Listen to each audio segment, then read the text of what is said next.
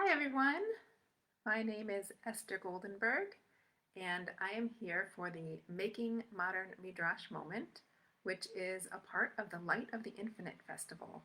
So welcome and thank you for coming. This is an amazing festival. I'm enjoying it so far. I'm looking forward to catching the replays on other sessions. And if you are also catching a replay of this session, then great. If you're here live, fantastic.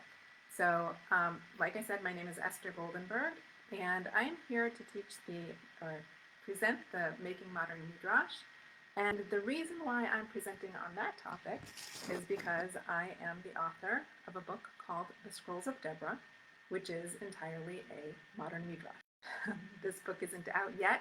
It's actually coming out in February 2024, but it's written and it's ready, and I'm excited, and I love modern Midrash. It's actually the first book in a book of 3. So if you love modern Midrash like I do, I hope that you have a lot to look forward to in terms of your reading of modern Midrashim coming up. So before I really dive into this modern Midrash topic, although I've started, I guess technically, I want to say what is Midrash in general, right? And then we can talk about what is modern Midrash. So Midrash is a Hebrew word. And I'm just going to explain it in English, not a direct translation. So we have the Torah, or the Bible, which has stories in it, but it also has a lot of blanks. And Midrash is something that is not written in the Torah and maybe helps fill in some of the blanks. I'll give you an example. So there's a Torah portion called Noach. It mostly centers around the life of Noah and the ark and the animals. You've maybe heard this story, right? But at the end of the story, Abraham is mentioned. He's mentioned by his name Abram at that time, but he comes in at the very tail end of this Torah portion called Parashat Noach. And in this section, we find out that he was born. That's about it. We know his father's name because there's a lot of listings in Noach of this one begat this one, and this one begat this one, until we get to Abraham. And he's got 3 brothers, and they're mentioned there at the end of that Torah portion. Okay, so he's born, he exists. We know this about him from the Torah.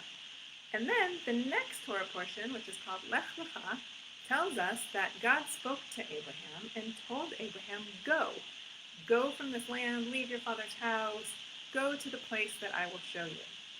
So that's all of that stuff is written in the Torah. Now, here's an example of Midrash, okay? So we know that Abraham was born, and then we know that when he was an adult, and already married to Sarah, and he was living in Haran, we know that much, much, much later after he was born, God spoke to him and told him, go. So what happened in between? That's what Midrash is. Midrash is filling in the blank, trying to get us from here to there, sometimes literally, right? So how did we get from Abraham being born to him becoming what we think of him now as sort of like the father of monotheism, right? And this person who followed God and went only one way. How did we get there?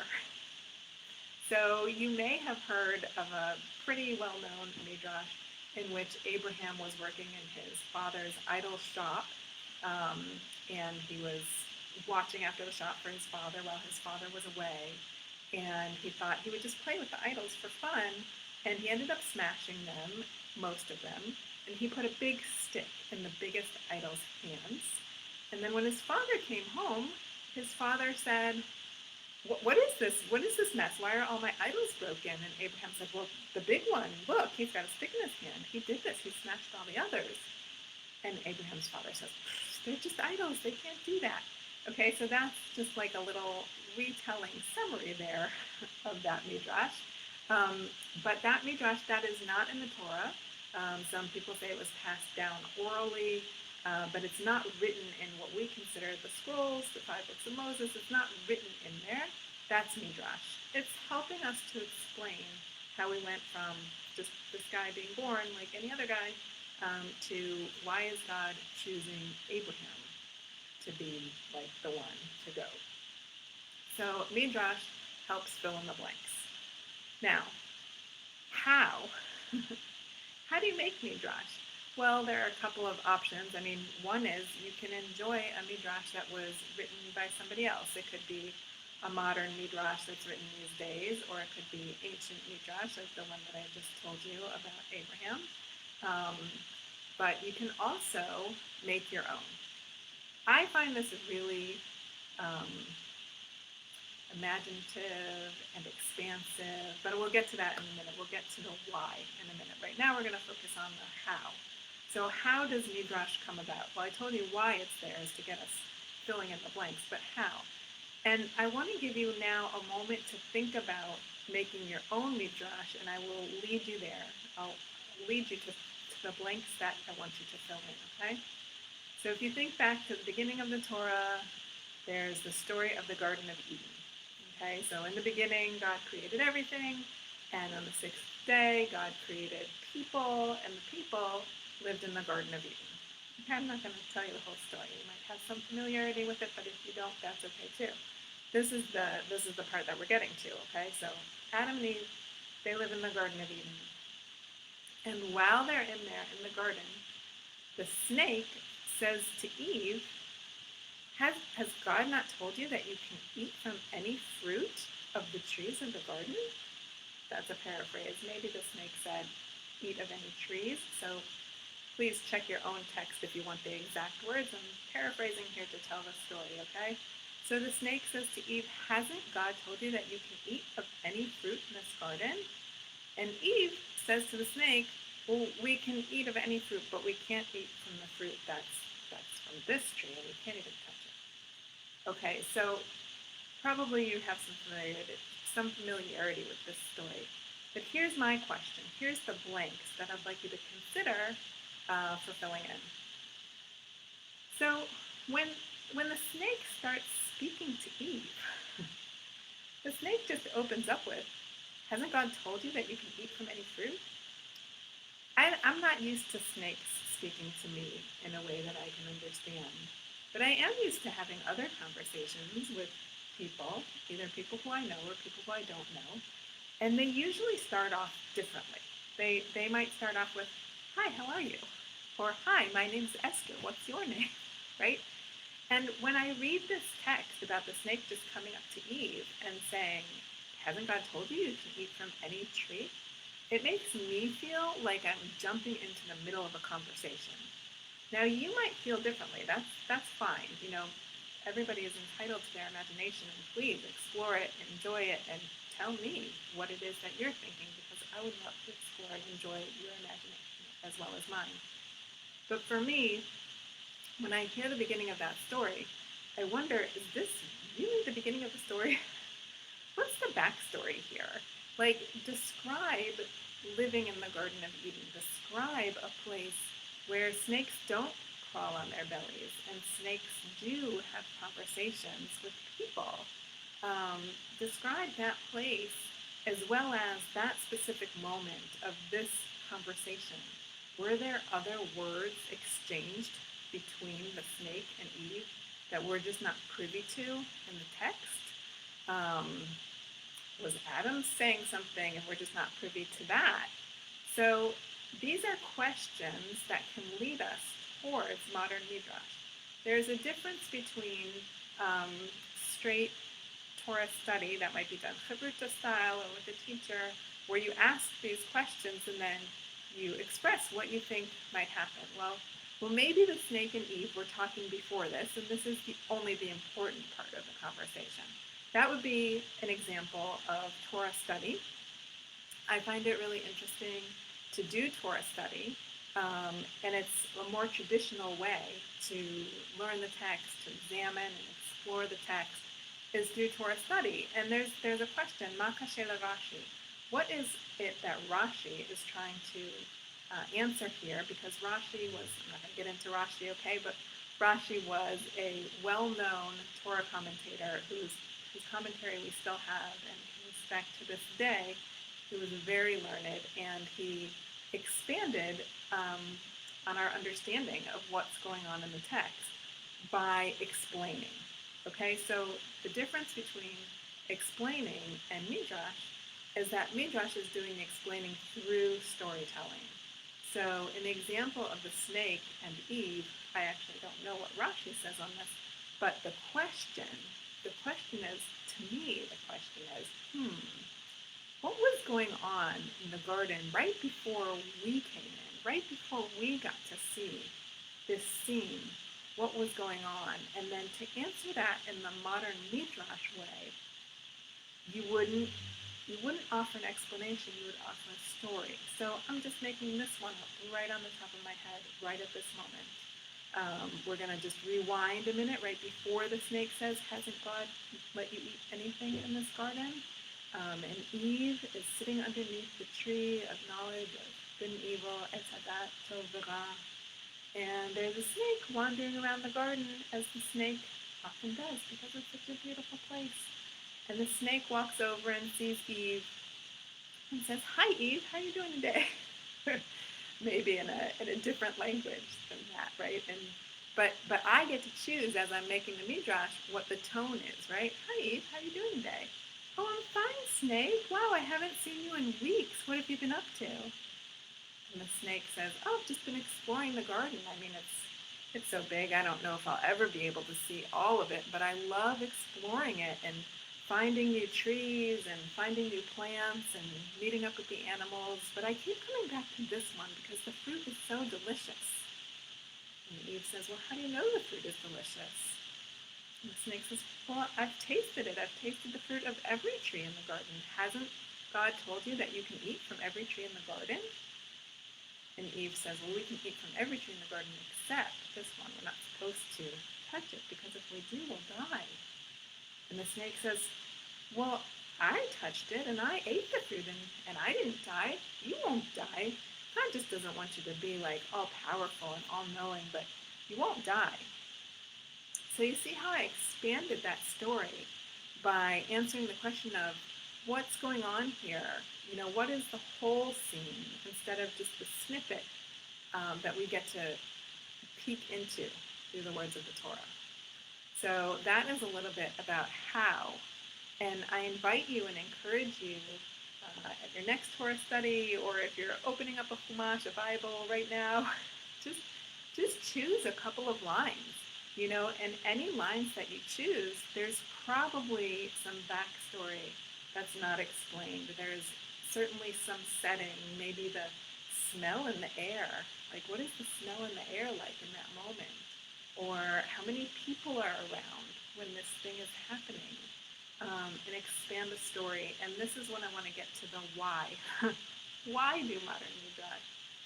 So I feel personally a really strong connection to the Torah because I feel like this is my family history, whether you look at it as family history because way back, these are my ancestors, that's one way to look at it, or whether you look at it as like this is the book that was passed down from generation to generation to generation to generation and so many generations until it's reached here. But all my ancestors before me have also had interaction with this book. So I feel a very personal connection on that level.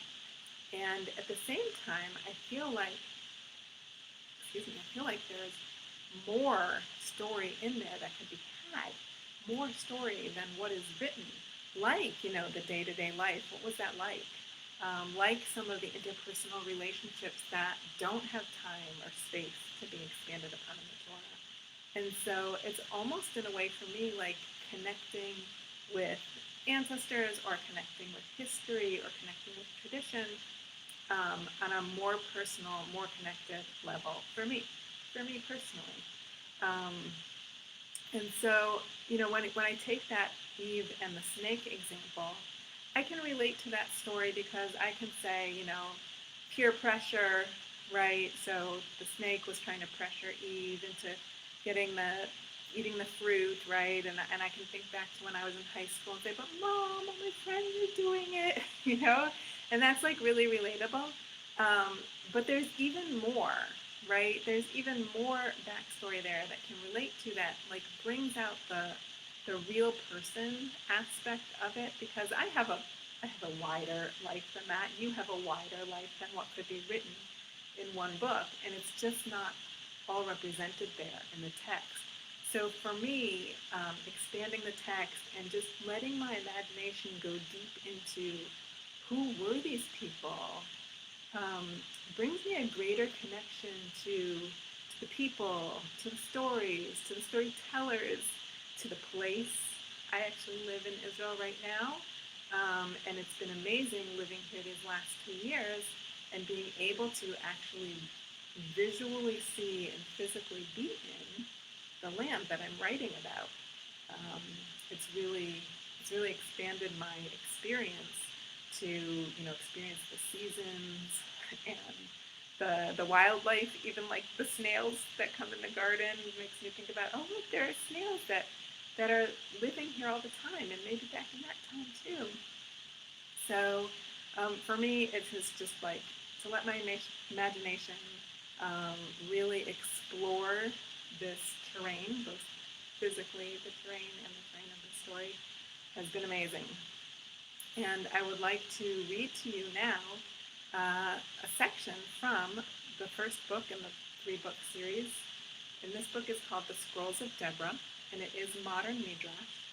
And this Deborah who I'm speaking about, who I've written about, is Deborah, who is, in Hebrew she's called Deborah Dvorah Meneket Rivka. She's Rebecca's nursemaid. So she has actually one line in the whole Torah. This woman, Deborah, is given one line in the Torah. And it says that Deborah, Rebecca's nursemaid, died and was buried in a place called Alon Bachot. And we don't hear about her before that, and we don't hear about her after it. But she was important enough to get a whole line. And my big question was, why? Who was she? And so in my book, The Scrolls of Deborah, I really dive into who was this woman who was possibly by Rebecca's side her whole life or most of her life.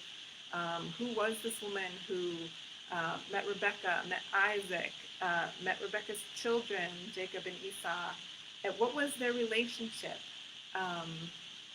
So I want to read to you a section from the Scrolls of Deborah, and this section, this was, written by Deborah. In other words, this is in Deborah's voice, but it does talk about other characters who were there at the same time. So you'll hear Abraham, and you'll hear of Rebecca, and you'll hear of Abraham's third wife, whose name was Keturah. So after Sarah died, Abraham married again. He married a woman named Keturah, and that is not Midrash, that's in the Torah. And Keturah and a couple of her sons are mentioned in this excerpt. And I also want to point out that the time that this is all taking place, the time in the Torah that this is taking place, is after Isaac and Rebecca are married and before they have children. So as I read this, keep in mind that Deborah, the author of these scrolls, is there, as is Rebecca, and she's been married for a while, and she hasn't had children. And here's Abraham's wife, Keturah, who's popping out a lot of babies really quickly. That's the background for this excerpt from the Scrolls of Deborah. Keturah became a part of our tribe and a part of our women's circle. She was a short woman with long brown hair that she could sit on when it was not wrapped above her head. She did not tell us of her past, but shared freely of her thoughts in the present. Keturah came with a nursemaid, Glaser, and so for a while we became 4 women under the moon. Keturah gave compliments easily and received him frequently from Abraham, for she quickly bore him 6 more sons. Zimran was the first of them. It was exciting to have a baby in the compound. Surely we heard the cries and laughter of the children of the servants when they were little, but it was not the same as having a little boy to play with. Zimran was the happy recipient of cookies from his mother and Ozeret and Rebecca and me. Abraham could not lift the boy once he started walking. He was too heavy and too wiggly for Abraham's old arms. But he tickled Zimran's toes, tousled his hair, and taught him every morning. Each morning when the sun rose, Zimran would run from his mother's tent, a barley cake in each hand, and go to sit in Abraham's lap in the shade where he liked to watch the sunrise. Together they would break the fast and praise Yah. "Do you see that beautiful sun?" Abraham asked. "Yes," Zimran created that sun? Abraham asked. Yah created the sun. Do you see those beautiful hills? Abraham asked. Yes, Zimran answered. Who created those beautiful hills? Abraham asked. Yah created the hills. Do you see the never-ending sky? Abraham asked. Yes, Zimran answered. Who created that sky? Abraham asked. Yah created the sky. Thus they would sit and pray together. Zimran did not know yet how to speak in a quiet voice, and Abraham met his loud one with praise. The whole camp heard them each morning. They went on and on, just like that, with Abraham encouraging Zimran to add his own as well. Who created that rock? Zimran asked. Yah! Abraham's enthusiasm matched his young son's. Yah created that rock. And who created that rock? Zimran asked. Yah! Abraham shouted again. Yah created that rock. One morning I counted their questions out of curiosity. Together they pointed out 100 things that Yah had created. And then they rose from their position and closed their eyes and said, Hallelujah, over and over again. I could not help but close my eyes and add my praise. Hallelujah, I said with them. Hallelujah. This was a ritual that Abraham continued with Zimran and then Jokshan, who arrived at the end of his brother's second winter. Zimran was not excited to have another child in the camp, but when he saw that his brother could not take his sweets or run as fast as he could or even walk, he felt no jealousy.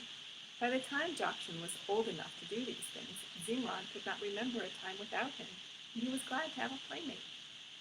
The two of them kept Keturah busy, and she was glad for the time she had each morning when they prayed with their father. One day, when Keturah's belly was large with the child who would become Midan, Jokshan burst into the garden, stepping on sesame plants and poppy flowers, and got all of our attention when he nearly knocked his mother to the ground with his speed. Mother, mother, he called, soon you will have a new child, and soon I shall become a sheep. But I do not want to become a sheep. Please let me stay in the tent with you, not to go to the fields. Or if I must be an animal, I wish to be a lion or a hawk. Please, mother, please, he was crying now. Please, I do not wish to be a sheep. They only eat grass all day, and they stand in the sun. They are so far away. A band of coyotes can take them and bite them and eat their flesh and blood, even if there is a shepherd who is good with the sling. I do not want to be a sheep, mother. Please, please. Keturah took her crying child into her arms. His hair was long. Soon it would be cut for him to look like a big boy, not a baby, but not yet. We had all been startled by the change it had made in Zimran when he had been weaned and had cut his hair. He was still playful, but more serious and responsible also. Now that he had lost his first milk tooth and was walking tall and proudly into the garden, stepping carefully around the growth, we all gave him our attention. Zimran, Keturah said, what is Jokshan going on about? Have you been teasing him? No, mother, he said.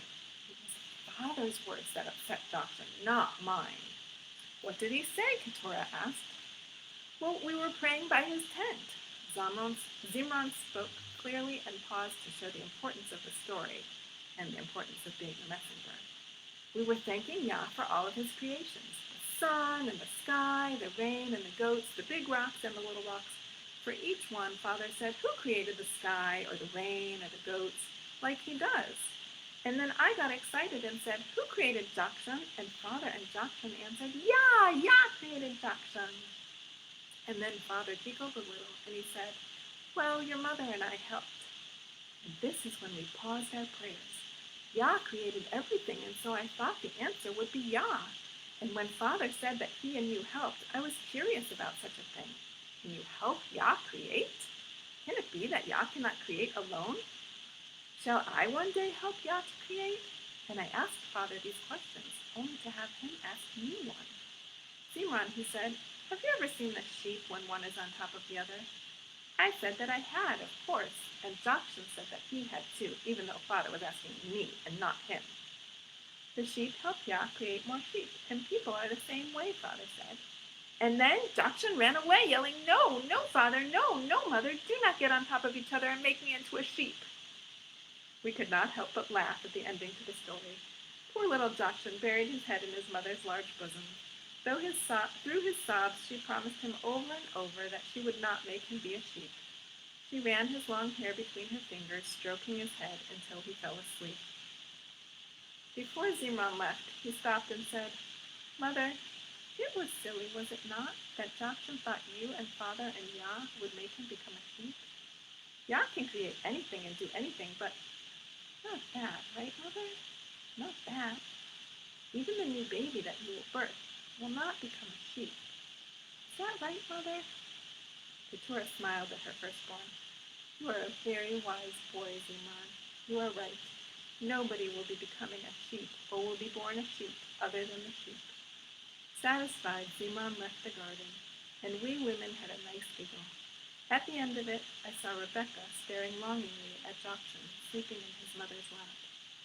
She had wed Isaac at nearly the same time that Abraham and Keturah wed, yet Keturah was going to have her third child, and Rebecca had none, though she longed for one deeply.